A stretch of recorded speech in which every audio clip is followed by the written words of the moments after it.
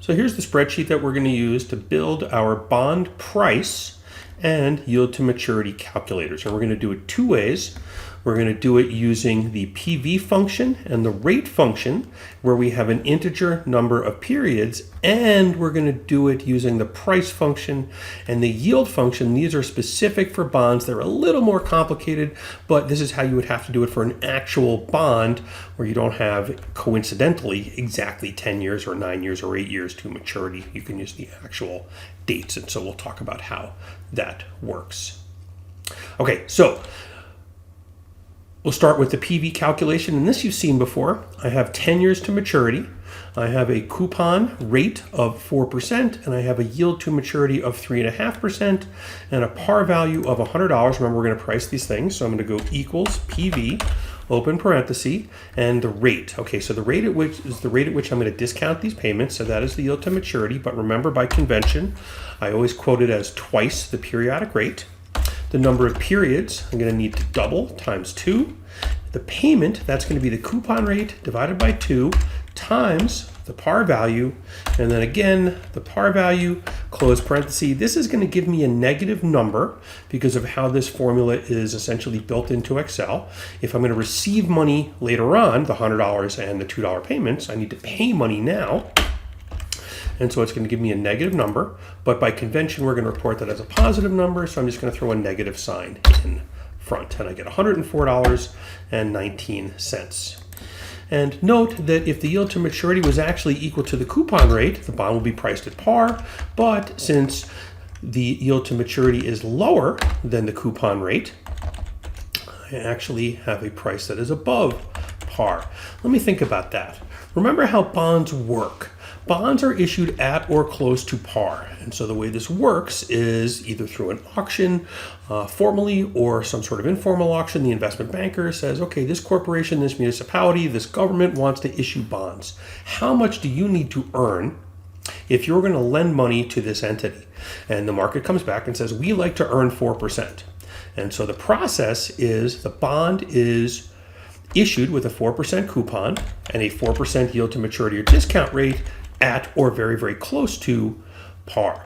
Now, over time, what has happened is that the rate that people are willing to earn on a piece of paper that has been issued by this entity, this government or this corporation or this municipality, people are willing to earn less than they were willing to earn before. Well, the bond still pays 2% a year. So how do I earn less on a bond that pays 2% every 6 months, 4% a year? How do I earn less on this bond? I pay more for it. So I'm willing to pay $104 because this piece of paper actually pays 4%, and I only need to earn 3.5. And here, the way I've calculated this, I can just copy paste into this cell, and I can say, if it's the case that people need to earn more, how do I earn more on a bond that only pays 4%? How do I earn 4.5? I pay less for it. And later we'll talk about the fact that not only do I get paid a 2% coupon every 6 months or 4% a year, but I'm also going to have a capital appreciation of almost $4 when the bond matures. And so these two together are going to give me my yield to maturity of 4.5%. Okay, let's do it for the price function. Oh, sorry, one last thing here. If I click this little FX button, the function wizard button, I get this pop-up window, and this is going to say, all right, this is the PV function, and it returns the present value of an investment, the total amount the series of future payments is worth now. And then it tells me all the inputs, and the rate is the interest rate per period. So 6 divided by 4 for 6% APR quarterly. We're going to use this divided by 2, and you can see I have the rate, which is the 4.5 divided by 2 is the 2.25%. The number of periods is going to be D3 times 2 is going to be 20. It's telling me what the value is. The payment is going to be D4, which is the coupon rate, divided by 2 times D6, which is the face value. Type is a logical value. In Excel, the word logical value refers to an input that tells you how to do the calculation. It doesn't use this in the calculation.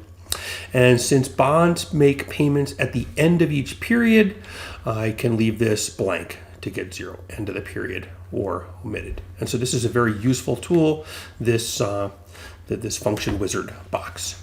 And if I need help on the function, I can click here. Click OK, and I'm back to this initial value. Okay, so let's do equals price, open parenthesis, and I'm going to click this function box again. And let's see, this returns the price of a $100 face value. Okay, so it has to be a $100 face value bond. If it's a $1,000 face value bond, I have to pretend it's a $100 face value bond. Remember, that's always what we do with bonds. We pretend it's $100.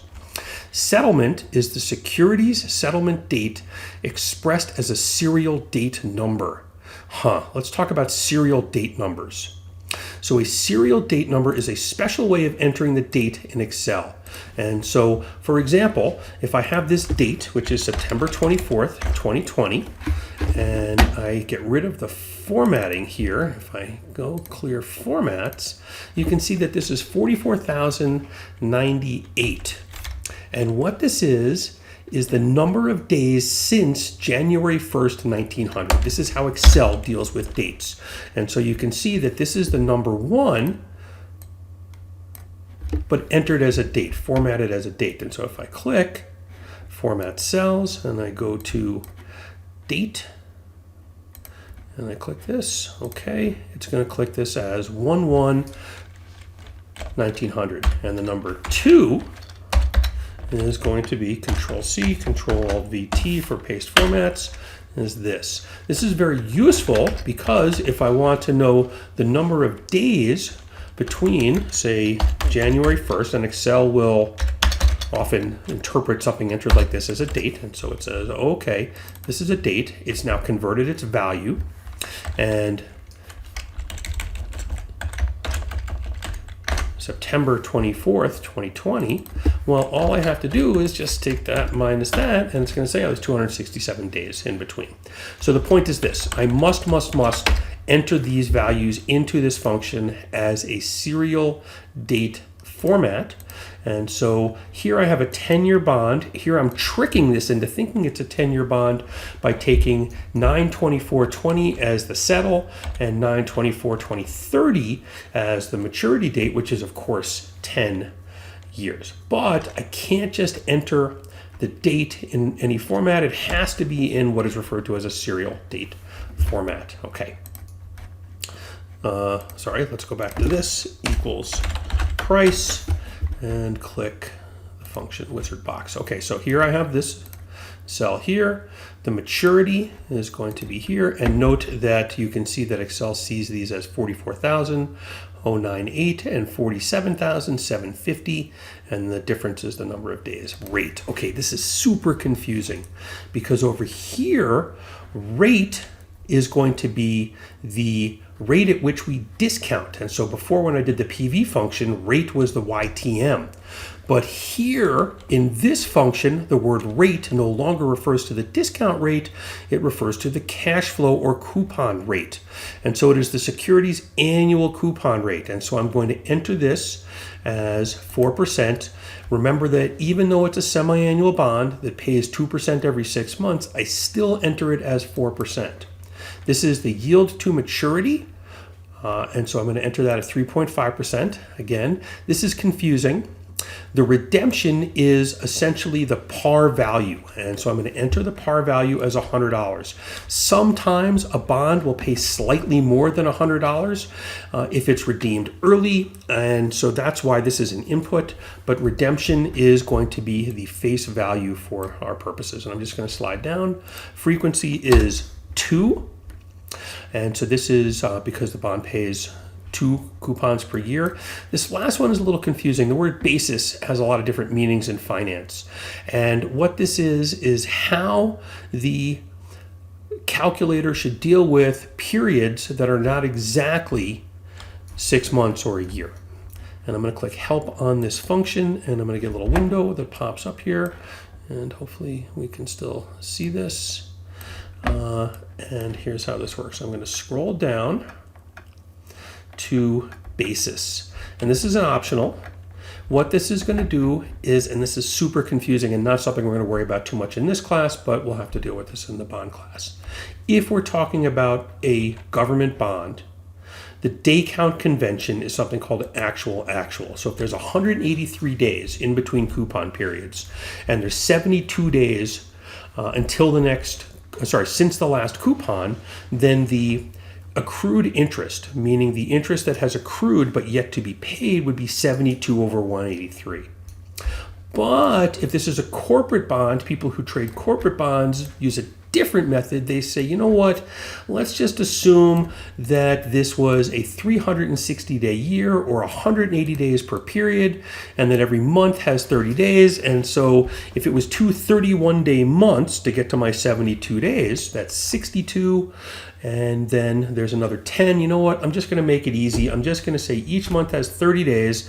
So that's 60 and another 12. And I'm just going to do it super simple. And so corporate bonds have a simplified version of the day count basis. And if I enter nothing into the Excel function, or I enter 0, it's going to assume it's a corporate bond. But if it's a government bond, I have to enter 1 into that last indicator cell. And so that's what I'm going to do. I'm going to enter a 1 in here because this is a government bond, and I'm going to click OK. Now, very important, because this is exactly 10 years, it doesn't matter. I could either enter 1 here or I can enter 0, and I'll get the same value.